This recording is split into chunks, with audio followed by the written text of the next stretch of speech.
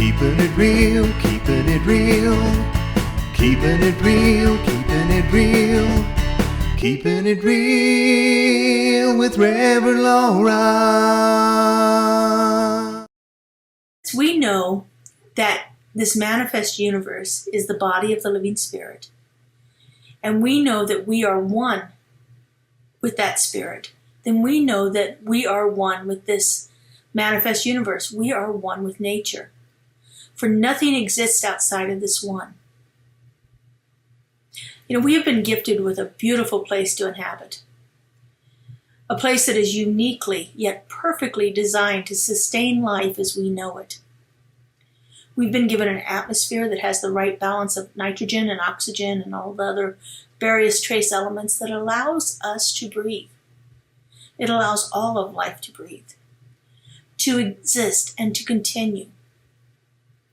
And then we've been given other forms of life that provide the nutrients our bodies need to consume to thrive, for us to grow, for us to continue. And we in return breathe out carbon dioxide, which is vital for all of the plant life in our world to survive. It can't live without the product that we exhale. We have been truly given the ability through our intellect to see the interconnectedness of everything in existence. And since it is so much a part of us and us so much a part of it, one would tend to think that we might be in a symbiotic relationship with everything around us. But the idea of symbiosis, having this symbiotic relationship, implies that it's mutually beneficial for everything, for all parties involved.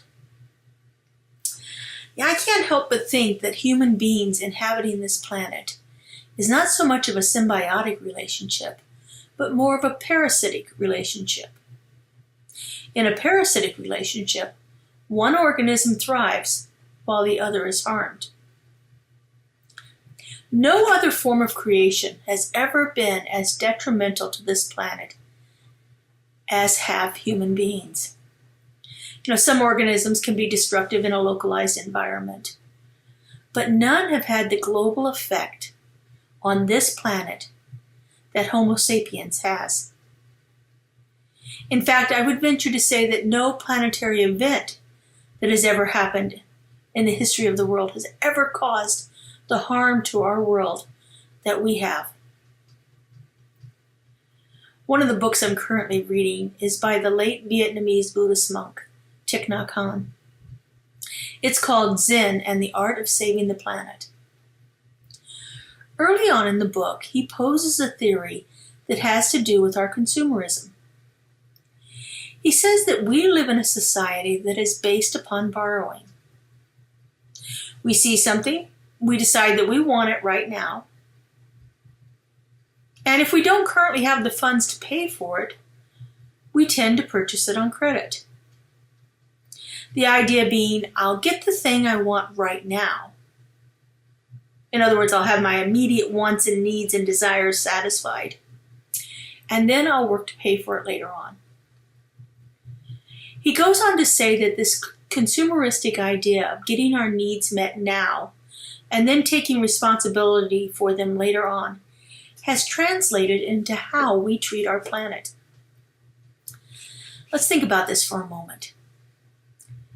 And maybe take ourselves into one particular aspect of our planet.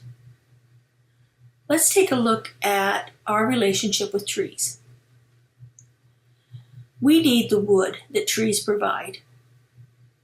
We need a new house, and we need the wood to build the house. The trees provide the wood.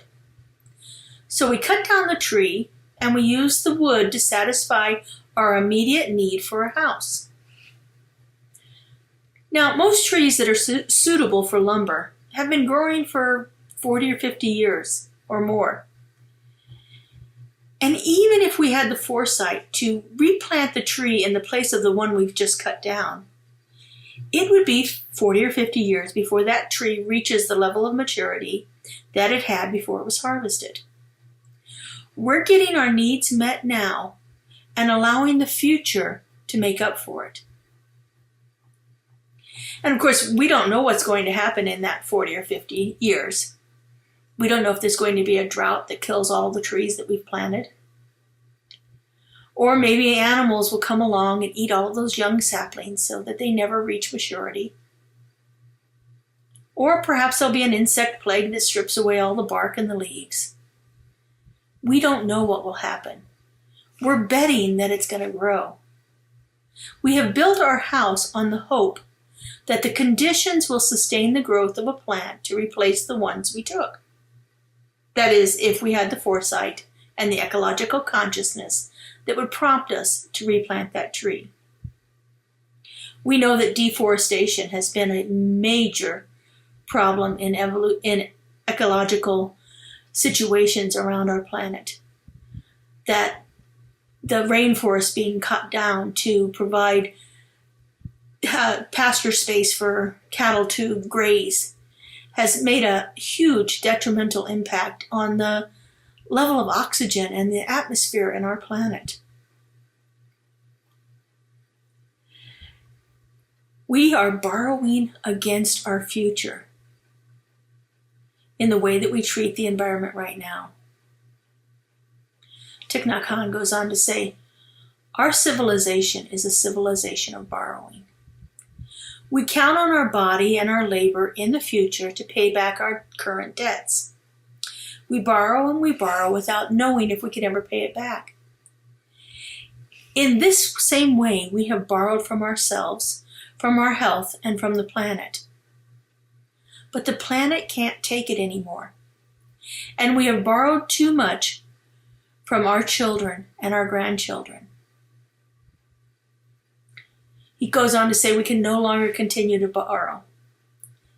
What is available to us right here and right now is sufficient into itself.